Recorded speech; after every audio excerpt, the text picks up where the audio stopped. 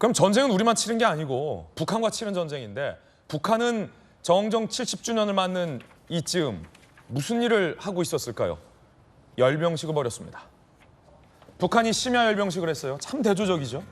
경제가 번영하고 엑스포 유치를 위해서 자유 대한민국의 가치를 드높인 우리나라와 아직도 심야에 열병식하고 있는 북한, 그리고 러시아의 국방장관을 불러다가 무기 세일즈까지 한 것 아니냐라는 얘기도 나오고 있습니다. 세르게이 쇼이구 러시아 국방장관을 김정은이 에스코트해 가면서 무기를 설명했다. 러시아 군사 대표단에 북한 무기를 직접 설명했다고 합니다. 그 가운데 굉장히 재밌는 포인트도 있는데 고고도 무인 정찰기를 북한이 공개했는데 우리가 운용하고 있는 미국의 무인기와 너무나도 똑같다는 겁니다. 함께 보실까요?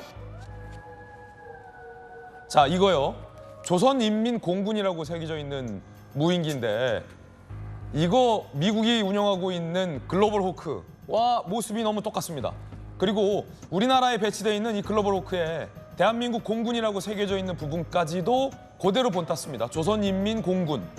그런데 너무 똑같아서 저게 진짜냐 싶을 정도로 좀 의심되는 측면도 있거든요. 자, 우리나라가 운영 중인 미국의 글로벌 호크 무인기도 함께 나란히 볼 수 있나요? 준비돼 주시면 함께 보여주시면 좋을 것 같습니다. 너무 똑같아요, 전용기 의원님. 베낀 거죠? 베낀 것 같습니다. 왜냐하면 저 내용들을 굉장히 많이 우리가 보지 않았습니까?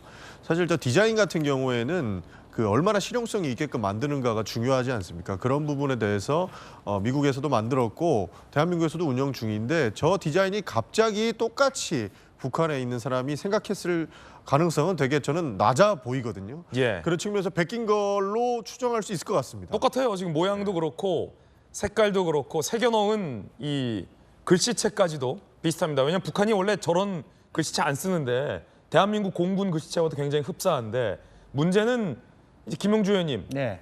이 글로벌 호크는 정말 최첨단 기술이 축약돼 있는 무인기인데 네. 저 북한이 과연 저런 기술을 그대로 본땄을까? 외형만 본땄을까? 뭐 요 문제 아니겠습니까? 그렇습니다. 사실은 글로벌 호크는 무인 정찰기고 리프는 정찰하다가 타격할 수 있는 그렇군요. 그런 거거든요. 그 리프가 갖고 있는 스펙이 엄청납니다. 실제적으로 운영 거리가 미국에서 거의 일본까지를 커버해요.